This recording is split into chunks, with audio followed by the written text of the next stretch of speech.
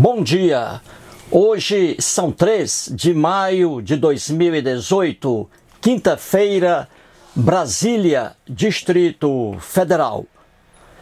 Este o segundo vídeo da série O Lula, a Veja e a Carta Capital. Segundo vídeo. Estou mostrando o que aqui? Estou mostrando uma verdade que quase sempre não é divulgada, principalmente por militantes petistas e simpatizantes do PT.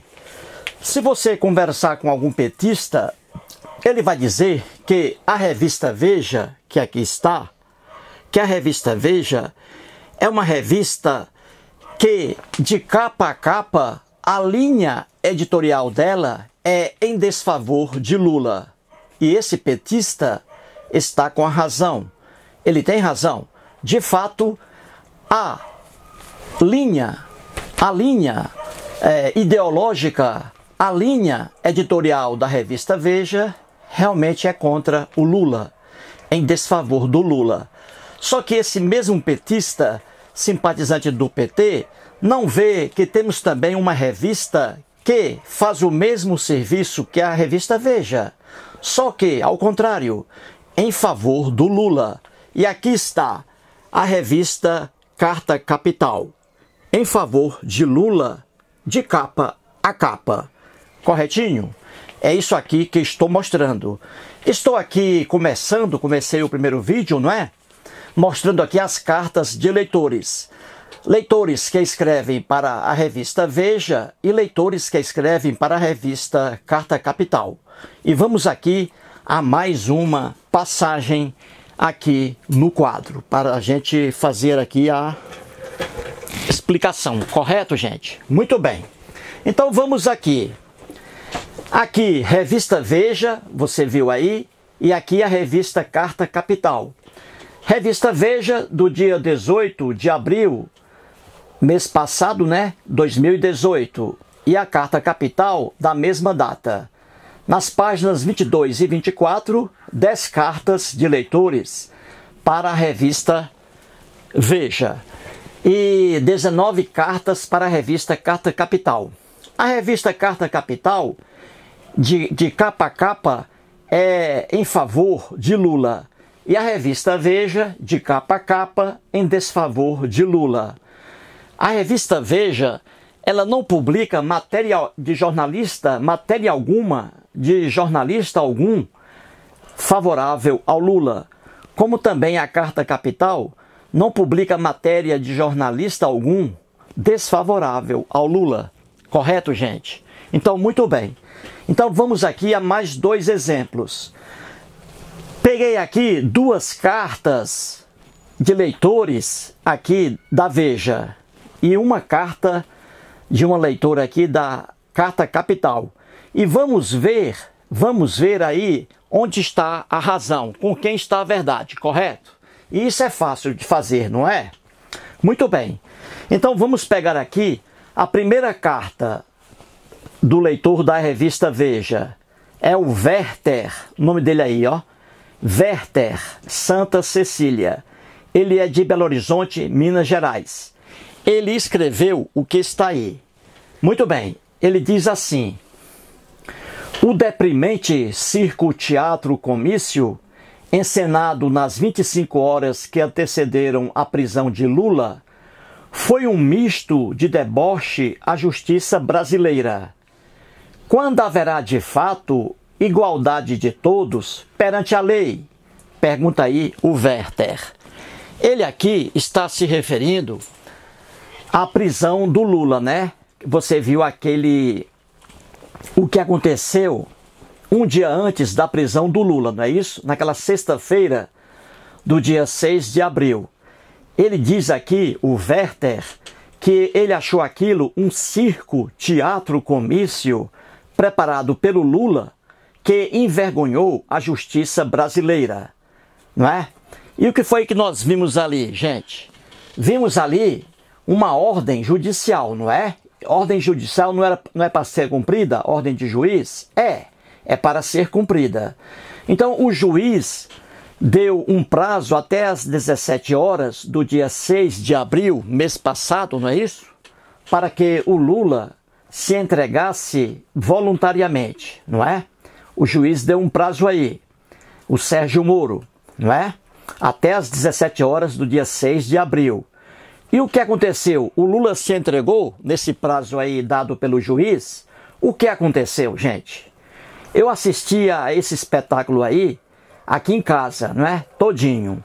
E você viu ali que o Lula, em vez de comparecer à Polícia Federal em Curitiba até às 17 horas do dia 6 de abril, uma sexta-feira, em vez de ir, ele fez o quê? Ao contrário, ele foi para o Sindicato dos Metalúrgicos do ABC. E ali ele ficou entre os simpatizantes petistas e entre os militantes petistas, não é?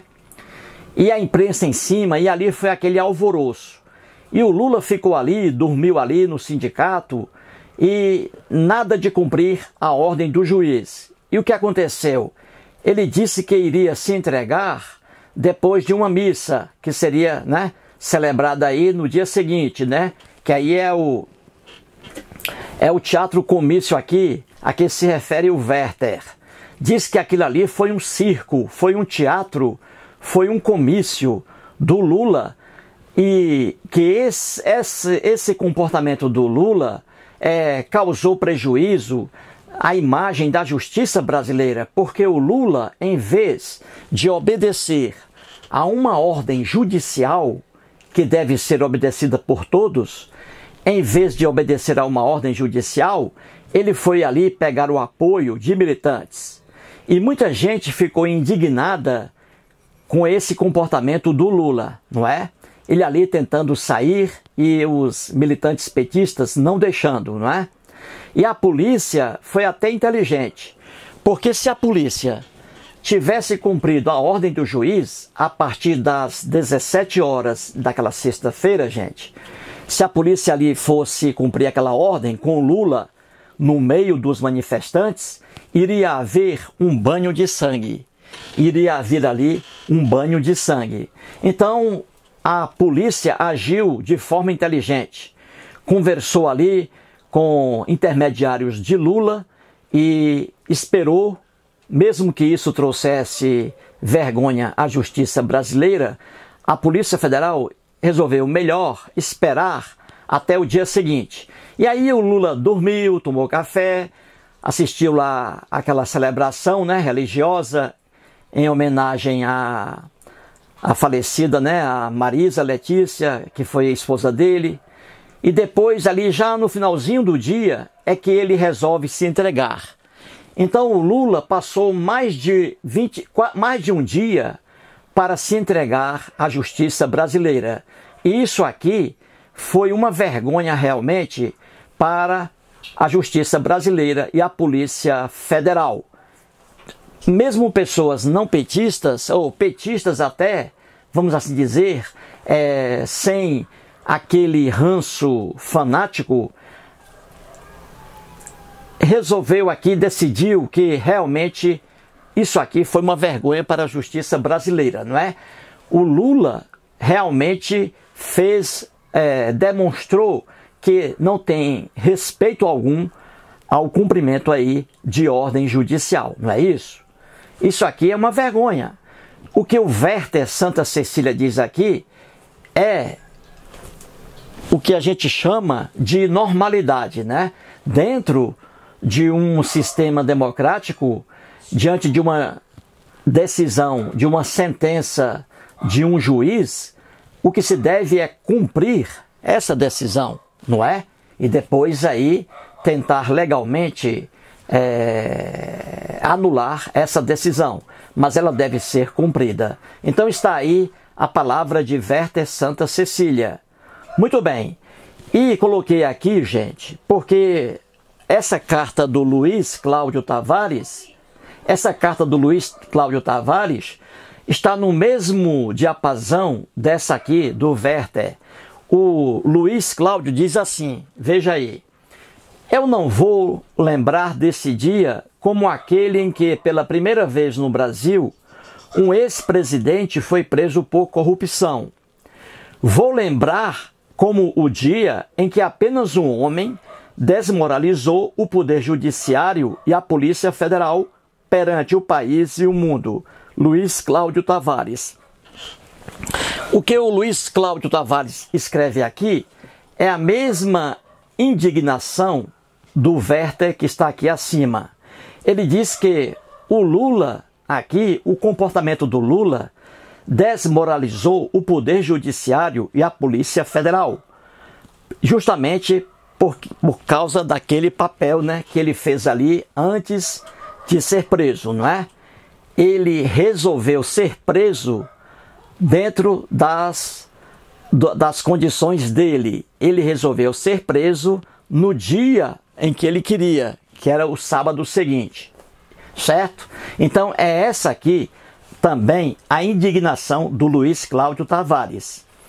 E é realmente aqui uma indignação, não é? O comportamento de um ex-presidente da República que recebe uma ordem de prisão, que deve comparecer na sexta-feira, dia 6 de abril, até às 17 horas. Ele não dá a mínima para essa decisão e resolve protelar para o dia seguinte. Isso aqui realmente é vergonhoso. Não precisa alguém odiar o PT para chegar a essa conclusão. E a melhor forma aqui de exemplo, para mostrar que isso aqui é uma aberração, basta a gente pegar como exemplo uma pessoa comum, que não seja o Lula. Vamos colocar aqui, no caso, não o Lula, mas no caso aqui, vamos colocar o Bruno Fernandes. O Bruno Fernandes, em 2010, mandou matar a jovem Elisa Samúdio, né? Elisa Samúdio. O Bruno Fernandes, o goleiro do Flamengo. Vamos colocar aqui, no lugar do Lula, o Bruno, o ex-goleiro do Flamengo. Imagine saindo uma decisão de um juiz para que o Bruno se apresente até às 17 horas da sexta-feira do dia 6 de abril. Hipótese. O Bruno, goleiro do Flamengo, que mandou matar a Elisa Samúdio, está aí obrigado a comparecer à Polícia Federal de Curitiba até às 17 horas do dia 6 de abril. E ele não comparece. Em vez de comparecer, o ex-goleiro Bruno, do Flamengo, vai para a sede do Flamengo, onde ali estão os torcedores do Flamengo.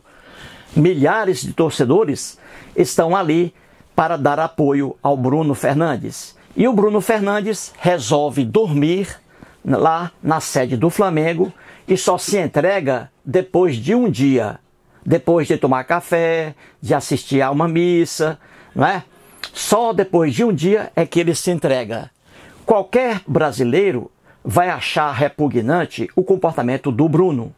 E até mesmo os petistas e simpatizantes do PT vão achar absurdo o comportamento do Bruno, dizendo que a justiça não tem força porque deixou o Bruno por mais um dia solto. Então, se fosse o Bruno aqui, todo mundo, todos os brasileiros, iriam ficar com raiva dele porque desrespeitou a justiça. Só que, sendo o Lula, aí não. Aí vem pessoas fanáticas vendo que isso aqui não foi nada de anormal. Isso aí é o problema do fanatismo que cega as pessoas, correto? Então, se fosse qualquer pessoa aqui do povo, um miserável qualquer, todo mundo iria cair sobre ele, dizendo que ele não respeitou a ordem judicial. Só que, botando Lula aqui, aí fanáticos entendem diferente, quando o problema é o mesmo, correto? Entendido, não é? Muito bem. Vamos agora passar para a carta capital, não é? Muito bem. Aqui, gente, nós temos uma leitora da revista Carta Capital chamada Maria Lídia Gomes. Aqui está. Maria Lídia Gomes. Belo Horizonte, Minas Gerais. Ela aqui já escreve a favor do Lula, não é? e porque aqui é a carta capital. Se fosse aqui, a revista Veja não permitiria, como também a carta capital não permite aqui cartas em favor do Lula. Muito bem, então vamos ver aí se a Maria Lídia Gomes, de Belo Horizonte, se ela escreveu aqui uma verdade que é vista por qualquer pessoa, desde que não seja fanática. Vamos ver se ela escreveu aqui verdades. Ela diz assim: a ministra, veja aí, a ministra Rosa Weber não pode ser chamada de Maria vai com as outras, pois quando deu seu voto, nenhuma maioria estava formada, ao contrário do que falou. Em vez de seguir a Constituição, os juízes brasileiros seguem sua convicção. Prisão em segunda instância é inconstitucional, escreveu aí a Maria Lídia Gomes. Gente, quando a gente não conhece um assunto qualquer e faz um comentário, qual é a probabilidade de erro? Quando você não conhece um assunto, e faz um comentário sobre um assunto que você desconhece, qual é a probabilidade de erro, hein? Quase 100%, não é? Quase 100%. É o que acontece aqui com mais um leitor da revista Carta Capital. Ela comete também 3 erros, a Maria Lídia Gomes. E comete 3 erros por quê? Porque não conhece esse assunto aqui, que é direito, ciência jurídica. Ela comete também 3 erros. A exemplo daquele outro leitor, no primeiro vídeo da revista Carta Capital, que também cometeu 3 erros. E quais foram os erros que a Maria Lídia Gomes cometeu aqui na cartinha dela para a revista Carta Capital? Quais foram os 2 erros, hein? Aqui estão. Ela diz: quando a ministra Rosa Weber proferiu o voto dela, deu o voto dela, diz a Maria Lídia que ela, a ministra Rosa Weber, que o Supremo Tribunal Federal não havia maioria alguma formada ali sobre a prisão em segunda instância. Ela disse que não havia maioria formada coisa alguma no STF. Ela diz aqui que a ministra falou uma coisa que não é verdade. Diz aí a Maria Lídia, correto? O segundo erro da Maria Lídia, ela diz que os juízes devem seguir a Constituição. Sim, os juízes devem seguir a Constituição. Só que seguir a Constituição é uma coisa muito diferente do que entende a Maria Lídia Gomes. Vou explicar depois. E o outro erro dela aqui, ela diz que prisão em segunda instância é inconstitucional. Outro erro dela também aí, que vou mostrar agora. Primeiro erro dela, ela diz que quando a ministra Rosa Weber, naquele habeas corpus do Lula, que foi agora recente, não é? Agora em abril, naquele julgamento do HC de Lula, diz a Maria Lídia Gomes que a ministra do STF, Rosa Weber, quando deu seu voto, nenhuma maioria estava formada. Gente, isso aqui é de uma ignorância sem fim. É de uma ignorância sem fim. É o que dá você fazer comentário sobre o que não conhece.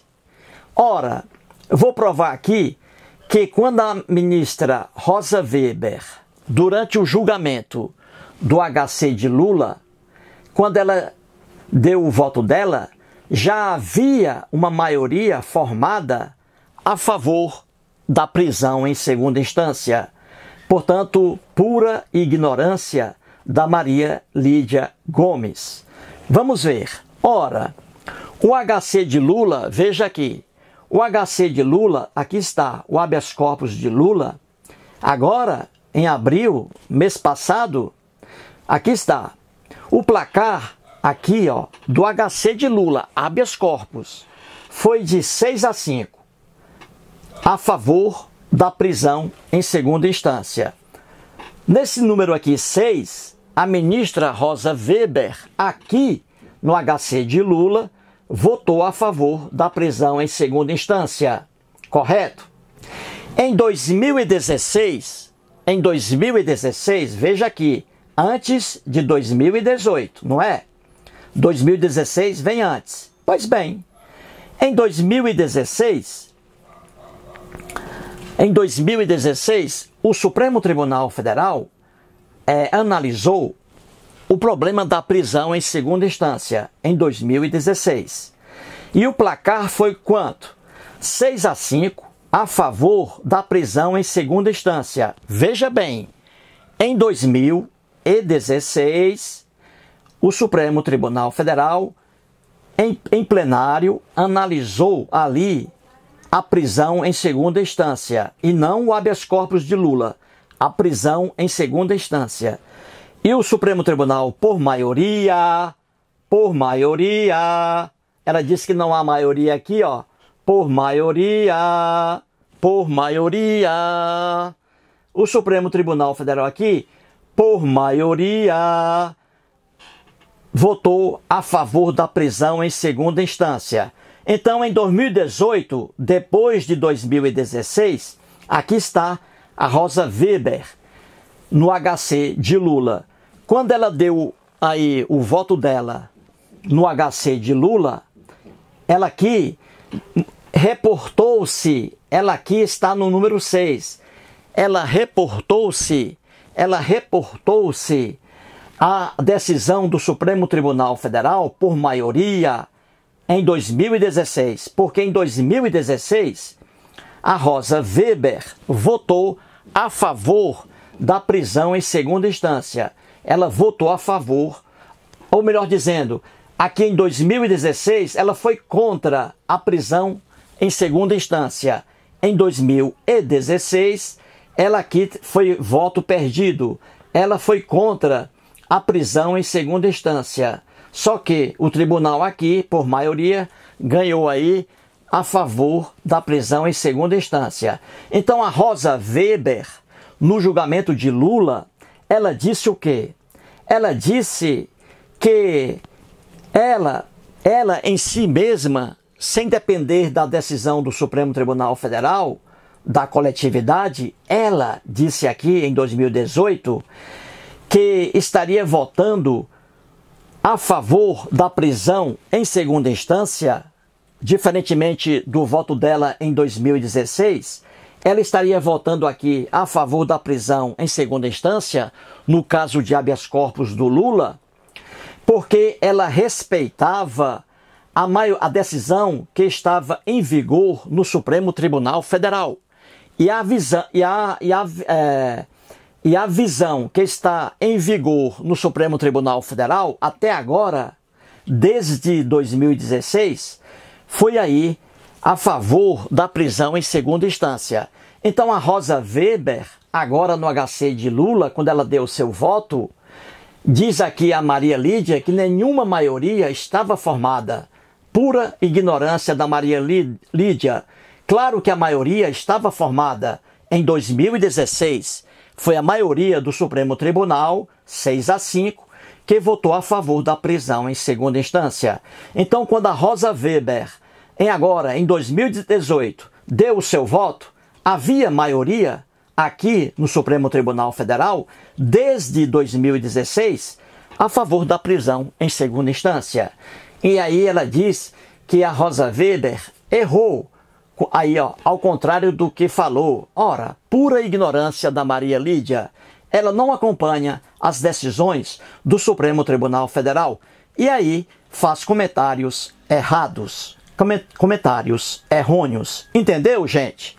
Então aqui, ó, repito, Rosa Weber, ela aqui, quando ela deu o voto dela no HC de Lula, ela disse que iria acompanhar a decisão do Supremo Tribunal Federal de 2016 por maioria a favor da prisão em segunda instância.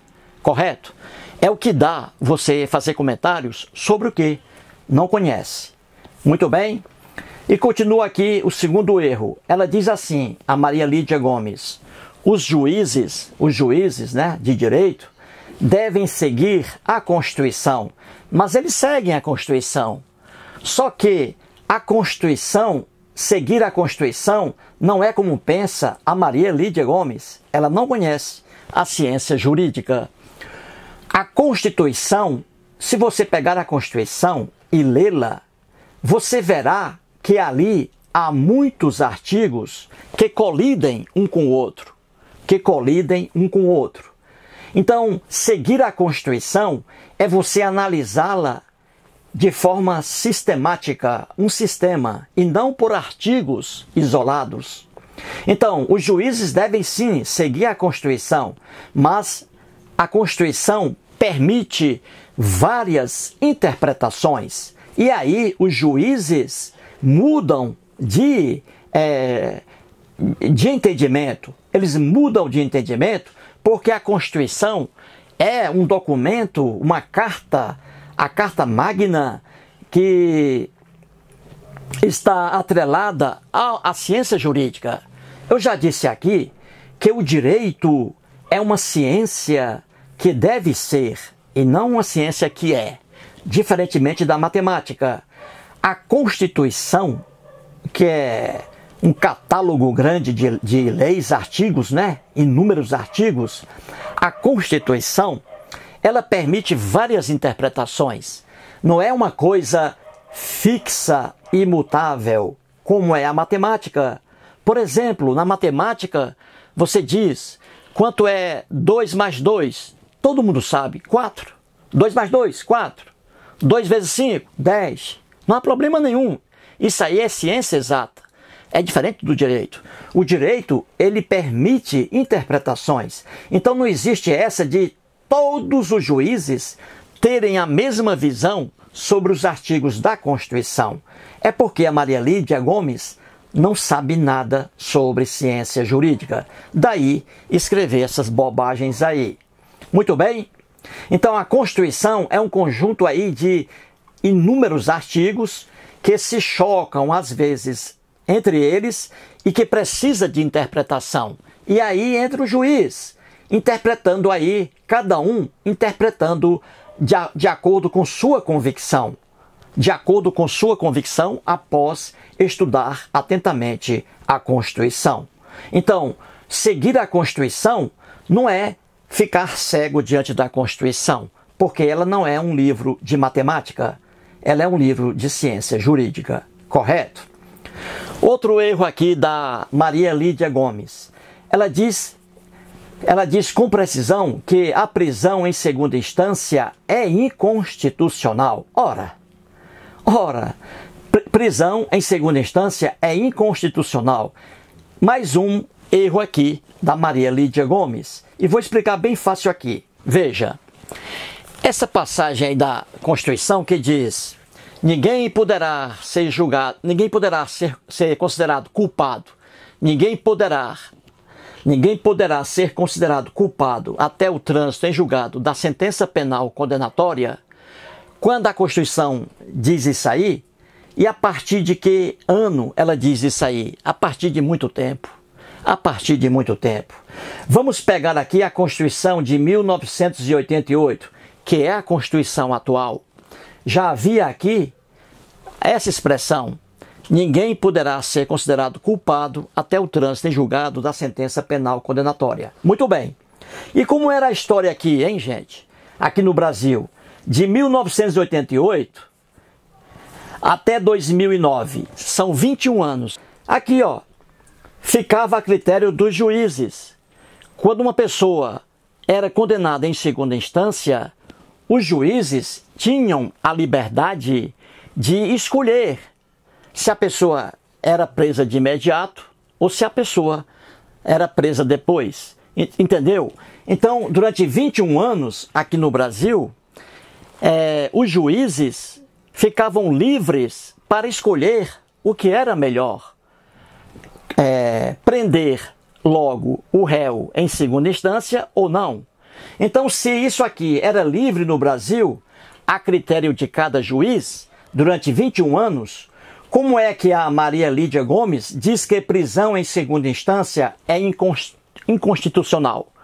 Ora, se fosse inconstitucional, durante 21 anos, todos os juízes estariam proibidos de prender alguém em segunda instância. Mas não! Ao contrário do que pensa a Maria Lídia Gomes. Durante 21 anos, repito, os juízes eram livres para aplicar a prisão em segunda instância ou não. Se eles eram livres para aplicar a prisão em segunda instância durante 21 anos, é óbvio que essa prisão em segunda instância não é inconstitucional. Ela não é inconstitucional, porque se fosse, eles não teriam aplicado durante 21 anos. Entendeu, gente? Muito bem. Você viu aí que, e veja a coisa, nos julgamentos, em 2009, veja aí, durante 21 anos, os juízes podiam prender ou não. Isso era a critério deles. Em 2009, o Supremo Tribunal Federal, por 7-4, foi contra a prisão em segunda instância. Veja aí, o Supremo foi contra a prisão em segunda instância em 2009. Só que agora, em 2016, ele voltou a analisar o caso, prisão em segunda instância. E o placar foi 6-5 a favor da prisão em segunda instância. E é o que vale hoje. A decisão do plenário em 2016 a favor da prisão em segunda instância por maioria. E a Maria Lídia Gomes vem dizer que a Rosa Weber, a ministra, quando deu seu voto no HC de Lula, não havia maioria formada. Claro que havia a maioria formada em 2016, com 6-5 a favor da prisão em segunda instância. Portanto, aí você vê que a revista Veja e a revista Capital, a Veja, linha editorial em desfavor de Lula. A revista Capital, linha editorial em desfavor de Lula. Mas você tem que pegar as matérias e comparar para ver ali onde está a verdade. Portanto, aqui vou terminar o vídeo e mostrando, não é, que os dois rapazes aqui que ficaram indignados com o comportamento do Lula diante de uma decisão judicial que ele não cumpriu, ele protelou, deixou para o dia seguinte. Isso aí envergonha qualquer pessoa. Se fosse aqui um cidadão comum, o Bruno, ex-goleiro do Flamengo, escondido na sede do Flamengo, cercado por torcedores, e dizendo que só seria preso no dia seguinte, isso aí o Brasil todo ficaria envergonhado. Ficaria envergonhado. Só que, sendo o Lula aqui, aí, para os fanáticos, essa visão muda. Não é isso? Então, portanto, aí mais um vídeo e vamos para o terceiro. Muito obrigado.